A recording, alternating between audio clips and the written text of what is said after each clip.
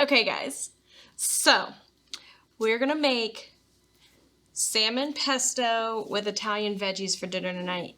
Right now we're just gonna start with the pesto and then we will move on from there. So what you will need is you'll need 3 cups of basil, half a cup of olive oil, half a cup of grated Parmesan cheese, 1/4 cup of pine nuts, you can toast them or not, it doesn't matter, 2 medium-sized cloves of garlic, and salt to taste. So, I'm not sure if I'm going to need the knife or not. I just brought it over here just in case. We're going to set that to the side for now. We're going to start with the basil first. So, 3 cups of basil. This is a 1/2 cup measuring cup. My full cup measuring cup was dirty. Oh my gosh, this basil is so fragrant. I wish y'all could smell through the camera. So we're gonna fill up 6 of these. Also, we've been doing small little tweaks to my studio here. Today I added these little plant things behind me. Ooh, I'm bad at this. Okay, my plant things, there, behind me. Anyway, you see them. I have a spider plant, and then this one is a pothos. We're going to add some lighting to it so you can see it better. I believe that's a pothos. Yes, it's a golden pothos. So I'm noticing on these plants had started to bud before they were harvested, so they do have the little flowers on top of them. Peel those off, you don't want those. I have heard that it makes the leaves of the plant taste a little bit more bitter, but once they start budding, or seeding, or whatever you want to call it. I have never really been able to tell a difference though. I used to have a basil plant. I've also heard that if you are growing and it does start to bud like that, like you can see the little flowering on there.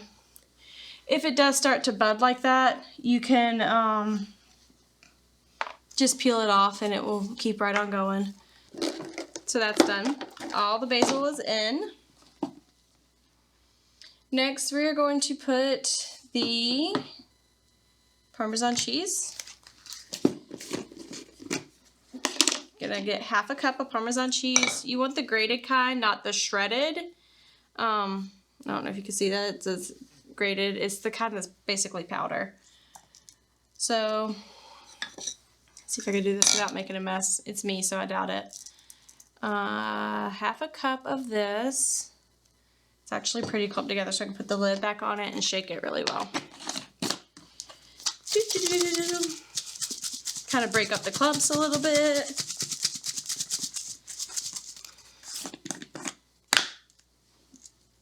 That's better. Ah! Or not, I lied. I'm just gonna set that clump aside. Just a minor little mess. Everything is a-okay. Okay. Ooh, I almost got another clump in there. I'm pretty sure I got some. Fell off the front, didn't I? Yep, okay. So we made a mess on the salt. It's okay. So go ahead and put the Parmesan cheese in there. Next, we're going to put 1/4 cup of pine nuts. So pine nuts, I know, are a little pricey. I have heard you can substitute with other nuts if you want. But this little, I believe it's 1 cup. It's about 1 cup of pine nuts in this bag.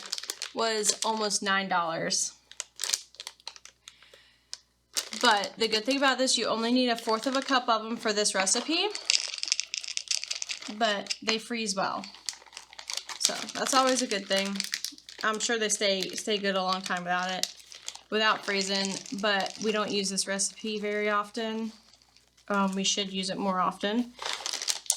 And it's the only thing that I've ever used pine nuts for. So you got your 1/4 cup of pine nuts in. Next, you want 2 cloves of garlic. So I'm going to, I've never quite figured out how exactly to do this. I've never started one out before. So just bear with me while I figure out how to open up this bulb of garlic. Oh, I scratched myself. I'm not used to having nails. You want 2 cloves of garlic. I always cut off the end because it's dry, looks funny. This one's a little big. I might only end up using half of it. Oh, it's not actually big. It's just, it's a twin garlic. You see? You see? You see? It's a twin. 2 cloves of garlic in the bucket. Next is going to be the olive oil. Lid on. I have this turned around backwards so y'all can see better. So the lid goes on. I'm going to go ahead and give it a couple pulses just so I can kind of get it down a little bit. Da-da-da. There's the button.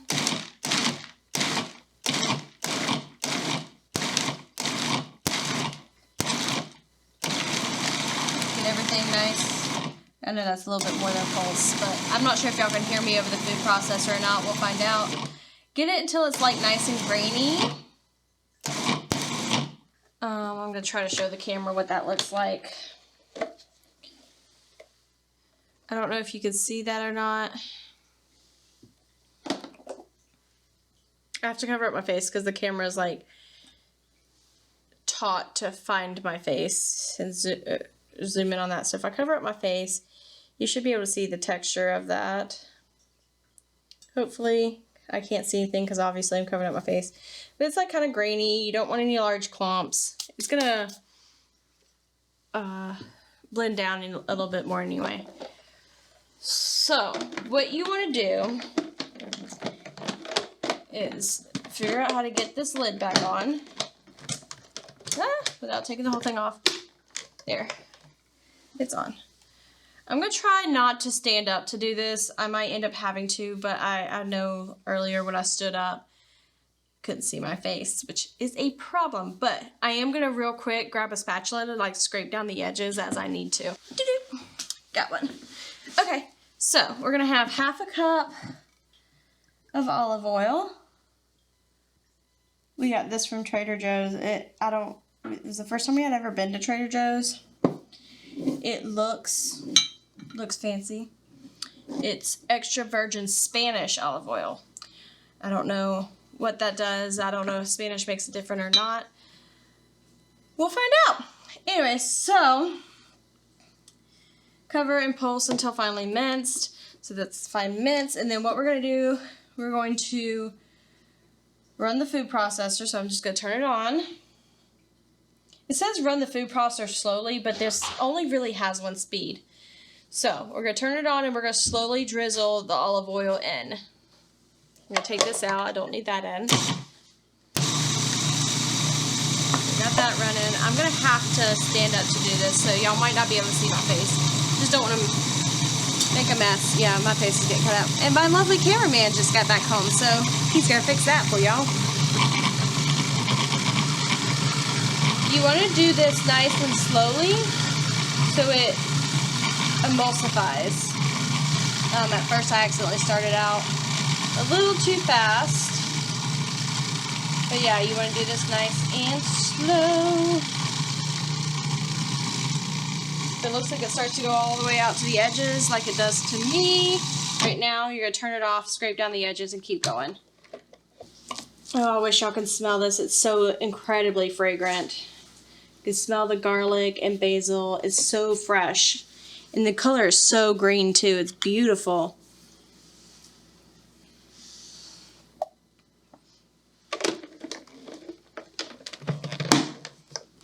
Alright, get that back going again. And continue adding the olive oil, nice and slow.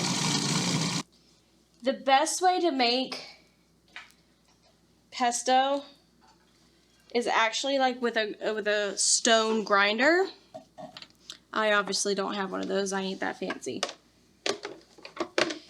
But it helps it hold the color more. It creates a fresher taste. We did a little bit of research on it. It was actually quite interesting. You should go look it up.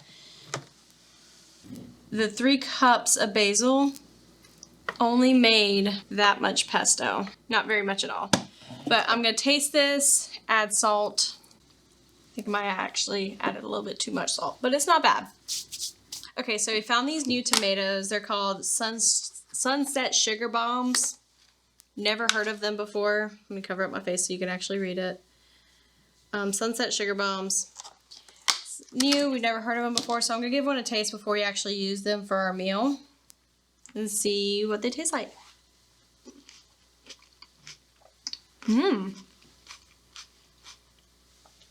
Oh, those are good.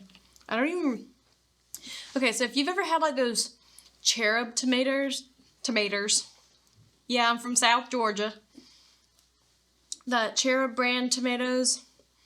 Those were my favorite, but these are pretty darn good. They're sweet and they got the tartness to it, and they are very, very, very juicy. It's a grape tomato, and it was grown in Maple, Kingsville, MLP, I'm assuming is Maple. Kingsville, Ontario, which is weird. I would assume ON is Ontario, which is Canada, but there's a huge square on it that says USA grown, and right next to it says product of the USA. So, if anybody knows what ON stands for, I don't know. We got green beans, we got the cherry tomatoes. So let's start with the green beans because they're going to take the longest. Sorry, I'm sure that was very loud. So what you want to do for the green beans is you want to cut off the ends and you kind of make them all about the same size.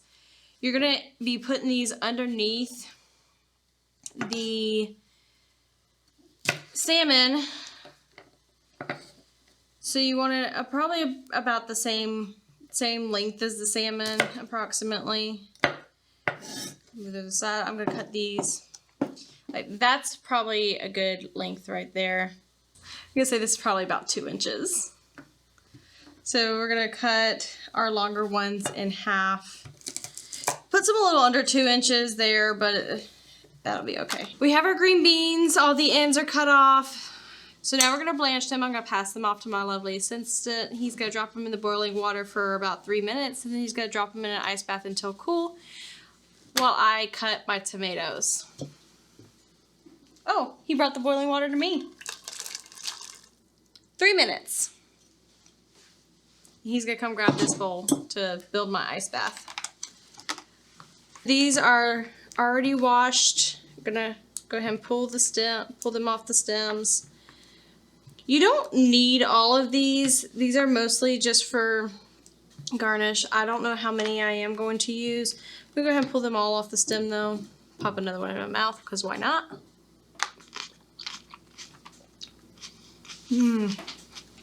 Man, guys, y'all have got to try these tomatoes. They're so, so good. You know they would be good in is those, I can't think of the name of it right now. It just fell out of my head. Do mozzarella balls with tomato, a little bit of fresh basil with some balsamic vinegar. These tomatoes would be perfect for that. So for these, all you really want to do is just cut them in half. Make sure your knife is sharp so you cut the tomato and you don't squish it. That is very, very important. A lot of times it's very easy to squish your tomatoes instead of slicing them. You want to let the knife do all the work. Don't press down too hard. I'm going to start with this amount of tomatoes. We'll slice up some more if need be. That's about 1, 2, 3, 4, 5, 6, 7 tomatoes. I'm going to show y'all something real quick. You can see what I was talking about earlier. If you do your olive oil too quickly, it starts to separate. I started off too quickly, so the oil has started to separate out from my pesto. If this does happen to you, it's still fine. It's not optimal, but it's still good. Just mix it back in before you go to use it on anything. Okay, so these have cooked for 3 minutes. They have been strained. Then we're going to immediately drop them into the ice bath. That's going to immediately stop the cooking. You kind of push them in, mix them up, make sure they get nice and cold. And then we're going to strain them back out again and into another bowl. Okay, so once you have your green beans nice and blanched in a bowl, you're going to drizzle them with a little bit of olive oil. Just a little bit. Salt. I forgot I had the salt over here. But we can use that too. It's fine. Either one is fine. You can usually use that or that. Secret is we actually have iodized salt in that, not the normal salt you would normally put in one of those because we broke. And that salt's expensive. I like lots of pepper, so I'm adding lots of pepper. And you just give them a nice toss.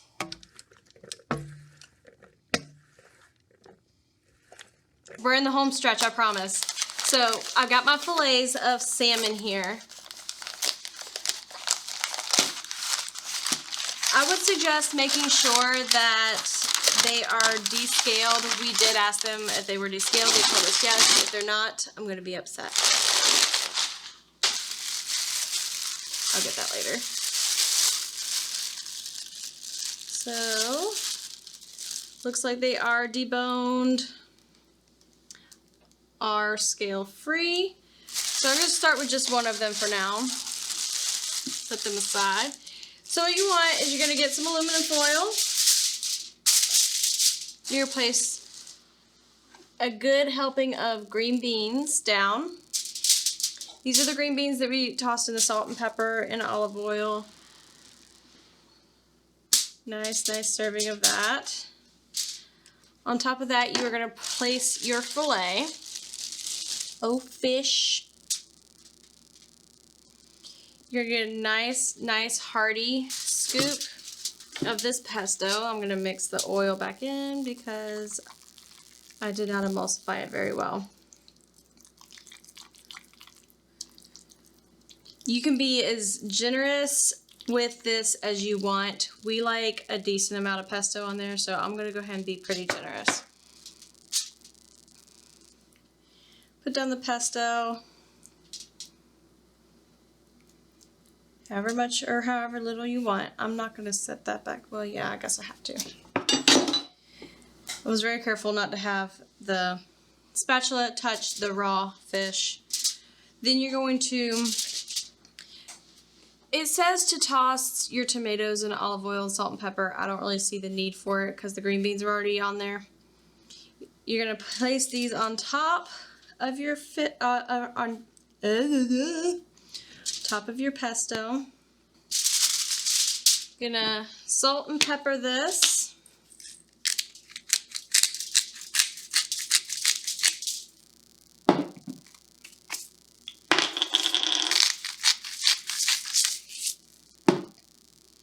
You are going to squeeze a little bit of lemon on top. Just making sure that I don't get any seeds. Okay, once you have topped with lemon, you're going to roll in the edges. You don't want to roll it too tight.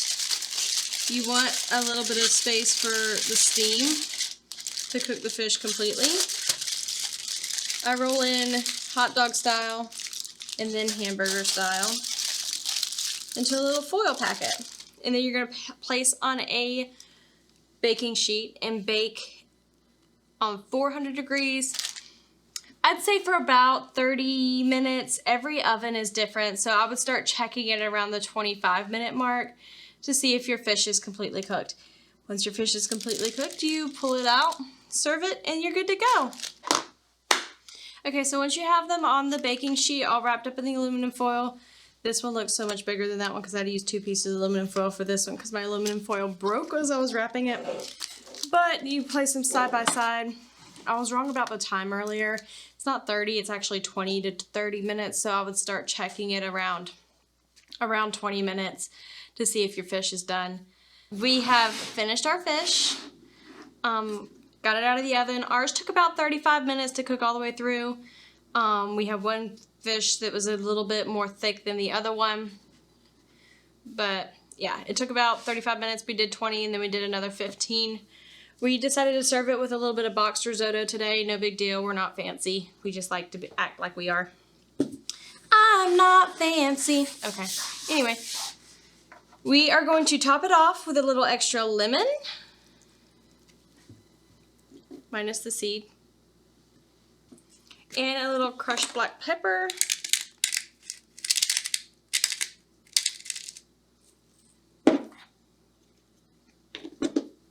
Bon appetit.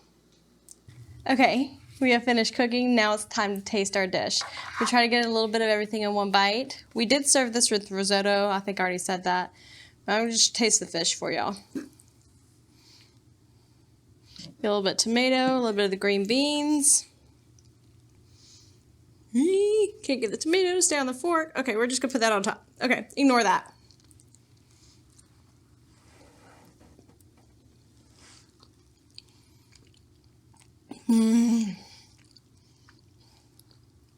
Y'all, oh my God. I don't think I'm ever going to use a different kind of tomato with this ever again. The fish is nice and flaky, but not dry. The basil pesto has cooked down. You can taste the freshness of it. The green beans still have a little bit of snap. The lemon juice finished it off perfectly. Comes through, lightens everything up. It's something nice, fresh, and light. Fills you up, keeps you full. You don't always have to use green beans with this. They suggest also trying asparagus. If you do try asparagus, you don't have to blanch the asparagus before baking it. Just go ahead and layer it underneath your salmon like you do the green beans and throw it in the oven. 400 degrees. Like I said, ours took 35 minutes. Yours could take different amounts of time. When you check the fish, you're going to check it in the thickest part of the fish. You want the fish to be a lighter pink than when it went in. You want it to look flaky and juicy, but not like super, super juicy, not like raw fish juicy. But be careful not to overcook it because salmon can go from perfectly cooked to dry real quick. If you have any questions, comments, concerns, suggestions, please let me know in the comments below. Like and follow for more. So, we have finished eating. It's time to take a bite. We finished eating. You want to reshoot that?